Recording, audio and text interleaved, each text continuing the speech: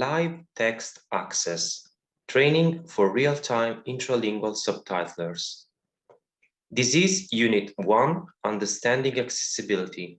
Element 3, Embedding Accessibility in Working Environments. In this video lecture, we show an interview with Evan Dorrestein, a real-time intralingual subtitler from the Netherlands.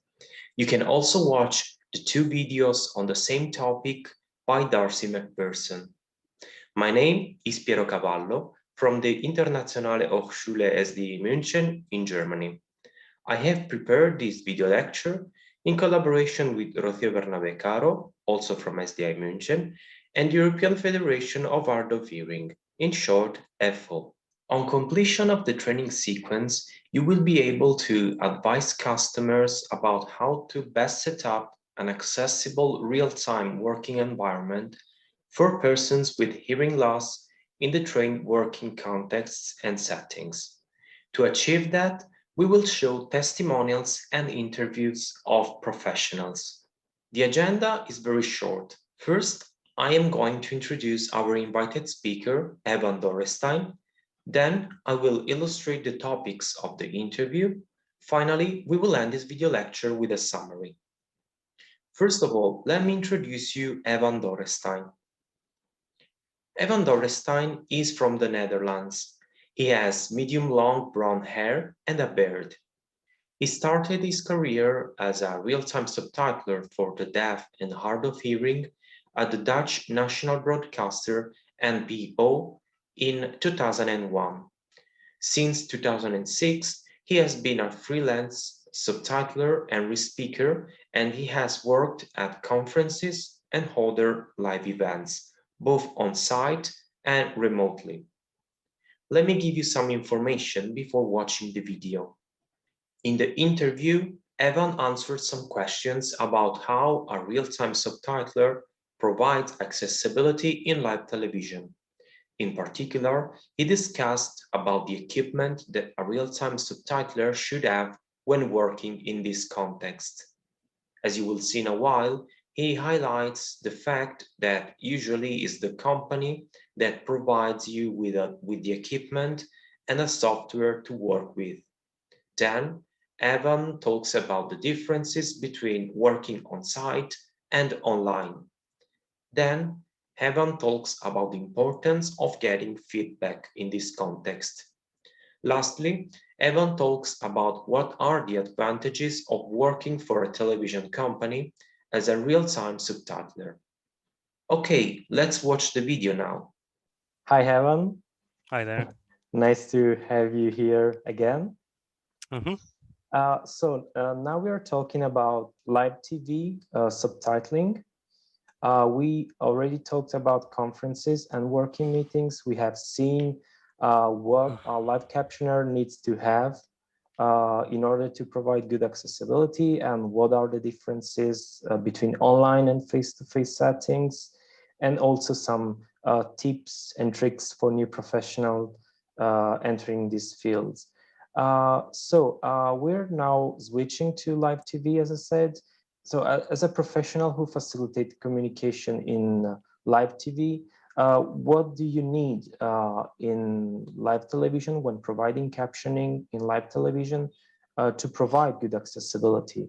Usually, if you work for television, it would be in the office where all the subtitlers are, and the only thing you would probably need is provided by the company. So you would have a company headset, or you would have a company microphone, and you would have the company software to work with. And depending on the country, you would do your TV shows by yourself and correct yourself, or you would have a colleague who would do the correcting as you work, or you might even take turns. So that is different for each country. But if I will tell you something about the situation in the Netherlands. We have some commercial broadcasters, and they usually work in pairs, where one person would do the subtitling before the commercial break, and the other one would do the second bit after the commercial break, for instance, and they would help each other with the preparation of the TV shows. So they would build a lexicon of words that they would need for a particular TV show, and they would load it wherever it's needed so that the other person could use it. Now, I began my career as a TV subtitler for the deaf and hard of hearing. So I would do Dutch to Dutch re-speaking, and we used to do these shows by ourselves, so not in pairs. So I'm used to editing my own mistakes when I am re-speaking. So it's very important that you have some basic typing skills to quickly correct your own mistakes, because you would not use speech recognition to correct your mistakes. You would use the keyboard. Or if you make a lot of mistakes, you would discard the whole phrase and you would re-speak it again, and then hope that second time round it would come out right. If you work for television, there are several different types of software that you would use. One company that I worked for, they had software where you could hardly use the keyboard to edit your mistakes. You would have to do everything by voice, which was really annoying, because the errors would already be on air and visible for everybody to see, and you would have to correct afterwards.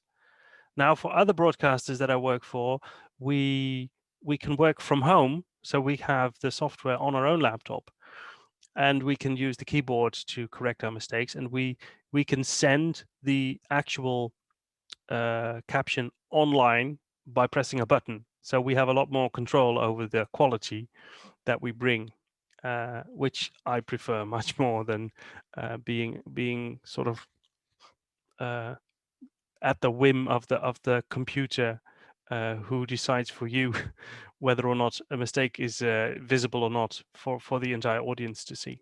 So we have seen basically that most of the times live captioner works in an office or at home, and they are provided with like a software from the company, a computer, and so on.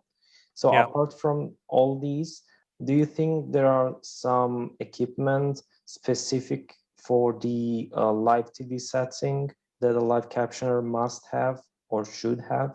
Well, the thing that struck me when I started to work was that they did not have the headset that I use. So I would have a standalone microphone to talk into. But that basically it's what the company provides you with. So you don't really have any control over that. So it's different. If you work from home, you can get your own equipment. If you are self-employed, like I am, you make sure that you have your own equipment, and you make sure that you have the state-of-the-art equipment, the best equipment that you can get. And that's a bit of an investment maybe, but it will pay back for itself with a couple of jobs that you do. So, but if you work for a company, you have to deal with whatever they give you. Yeah, you have to stick with the equipment they provide you. Yeah. And what about, you mentioned in the other interview we had about conferences and working meetings that a good space, environmental space, and also good lighting, good acoustics, those are important factors in those settings. What about in live TV? It is important to have good lighting, good acoustics, and so on? Well, again, you are at the whim of what the company offers you, where you have to sit. One difference that there is between live TV and conferences is that sometimes, because of the digital signal of TV, the subtitles that you create, there is a delay there.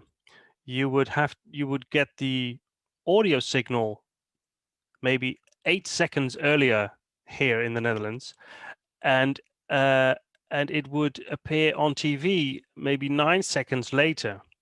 So the subtitles are not completely synchronized. There's always a delay of 1 or 2 seconds, even when you are really quick. But that causes some issues that you cannot rely too much on the television, on what you see on TV.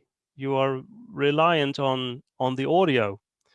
So if you are subtitling football and the commentator says the names of the player who has the ball, I wouldn't bother saying that in my subtitles, because whenever I say the name of a football player, the ball is already 2-3 players on.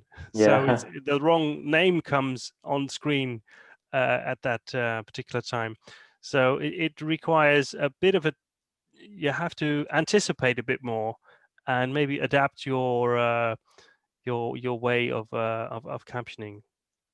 But that's really mostly for sports. But also there might be subtitles that are in another language, so that there is already a subtitle there that you need to be aware of if you are working with closed captions.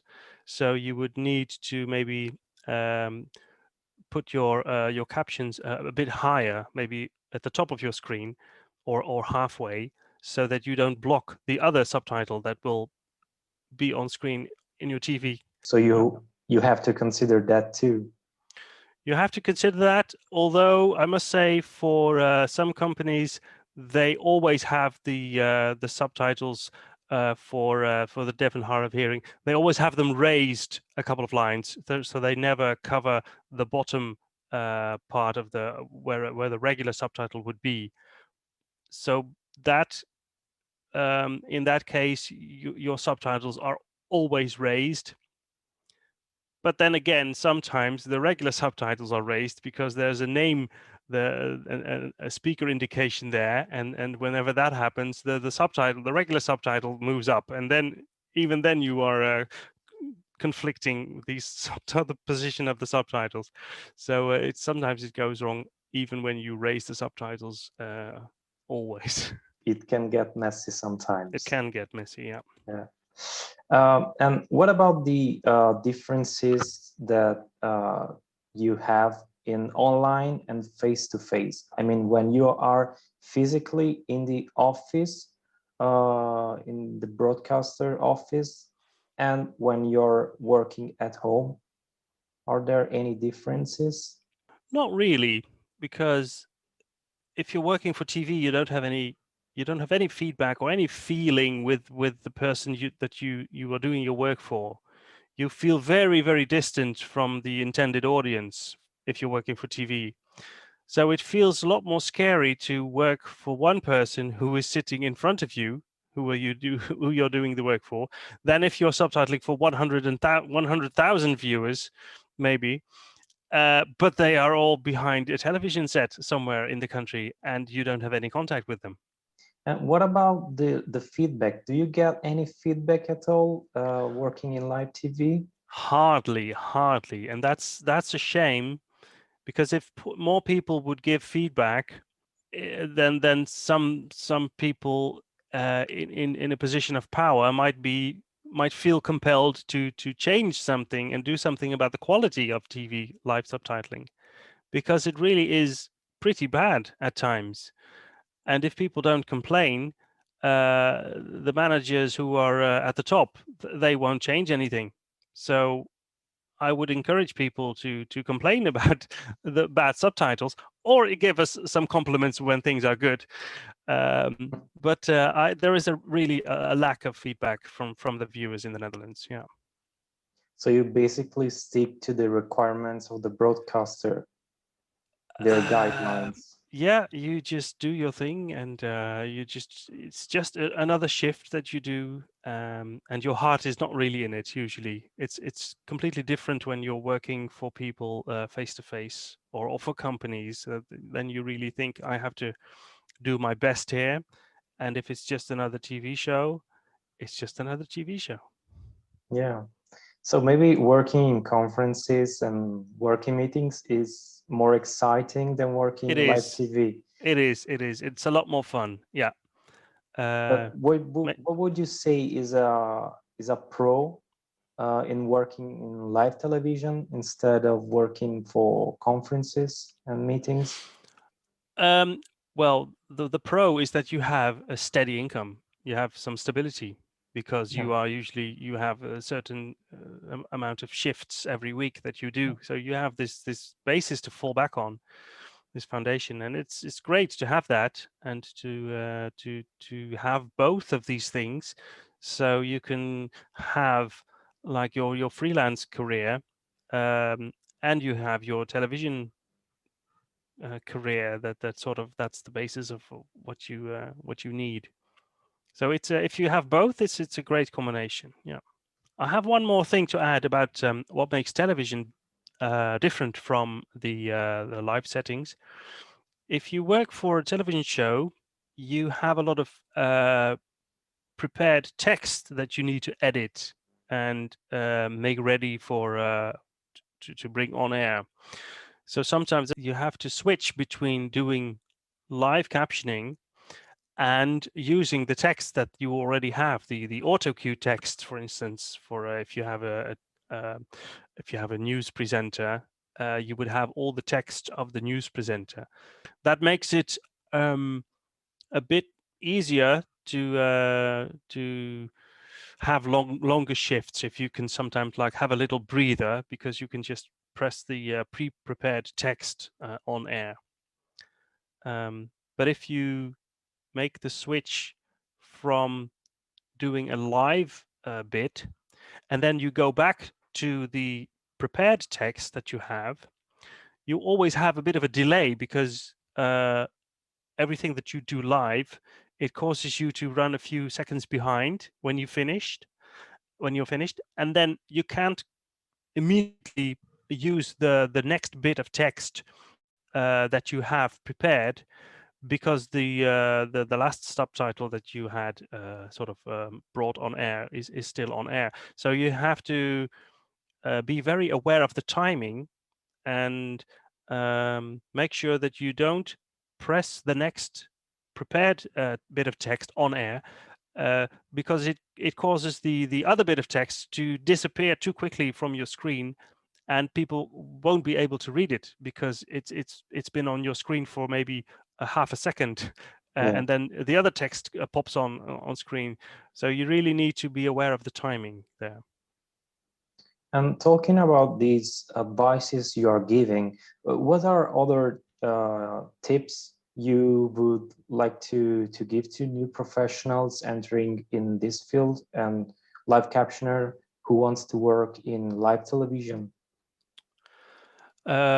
Again, here I would say it's very important to get feedback. Usually, sometimes you might have a colleague who assesses your work, and they would give you feedback. They would say, all right, your NER score is not good enough, maybe. But that's just a paper reality and an administrative way of looking at the quality of work. Whereas sometimes it would be nice to have the feedback of somebody who actually saw your work, Yeah, who from was the there, audience. from the audience. Because you can be very literal and have a lot of text, but have a lot of mistakes. But because you have so much text, that your score might still be quite good, but there might have been quite a lot of errors there as well. So I would always advise people to be critical of the text that they provide that you can see on screen, because you cannot see in an NER score if the text disappeared from your screen too quickly and it wasn't readable at all. So it's hard to get these things, to capture these things in quality assessment. So these are things that you need to be aware of yourself. Any last remarks you want to raise for live television? Yeah, go to the toilet before you go into a broadcast, because once it starts, there's no way to go. Yeah. And you cannot ask the switch after 5 minutes. don't drink too much. I mean, drink enough coffee, but don't drink Yeah. too much coffee, Yeah. especially if it's a late night TV show. So always go to the toilet Always before. go to the toilet. So many thanks, Evan, for All right. again for your knowledge and all your information. Nice seeing you. See Nice seeing you. Bye. All right. Bye-bye. The summary. To briefly sum up, we can say that working as a real-time subtitler in live television basically requires the same equipment, both on-site and online. Usually, it's the broadcaster you work for that provides you with the equipment, a software, and an office. If you work for live television but from home, you might have more control over the equipment you use, allowing you to use the equipment that best fits your needs.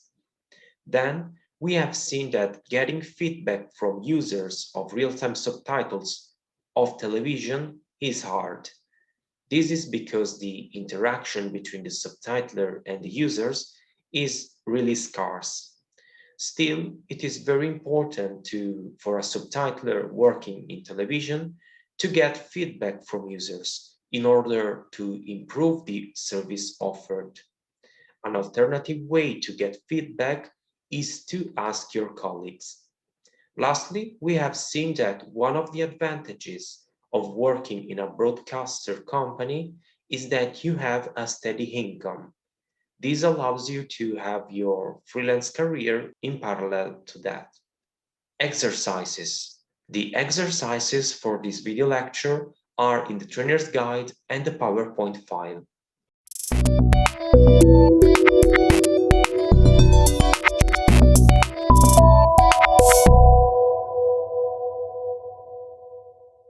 LTA Live Text Access, Universitat Autónoma de Barcelona, SDI, Internationale Hochschule, Scuola Superiore per Mediatori Linguistici, ZDF Digital, European Federation of Hard of Hearing People FHO, Velotype, Subti Access, European Certification and Qualification Association ECQA.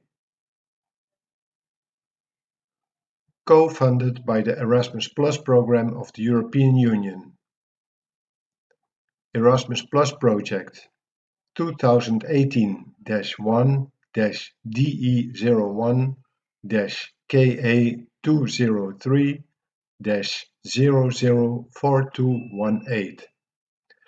The information and views set on this presentation are those of the authors and do not necessarily reflect the official opinion of the European Union. Neither the European Union institutions and bodies, nor any person acting on their behalf, may be held responsible for the use which may be made of the information contained here.